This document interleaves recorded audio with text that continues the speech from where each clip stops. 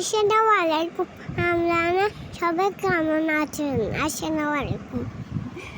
আসসালামু আলাইকুম এভরিওয়ান, আপনারা সবাই আশা করি অনেক ভালো আছেন। আমরা আলহামদুলিল্লাহ ভালো আছি। তো আজকে আমি আপনাদের কাছে নিয়ে আসলাম একটা নতুন রেসিপি। আমি একটু বেসনের লাড্ডু রেডি করেছিলাম বাসায়, যদি আমার ফার্স্ট টাইম ট্রাই, খুবই ভালো হয়েছিল মাশাআল্লাহ আলহামদুলিল্লাহ।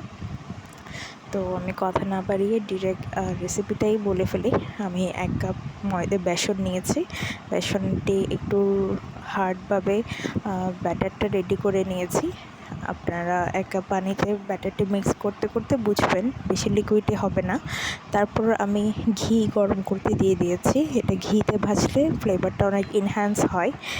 তারপর আমি এখন এগুলা পাকোড়া শেপে দিয়ে দিচ্ছি। যে কোনো শেপে আপনারা দিতে পারেন, কারণ যে কোনো শেপে দিলেও বুন্দিয়া শেপে দিলে আপনার ব্লেন্ড করতে হবে না।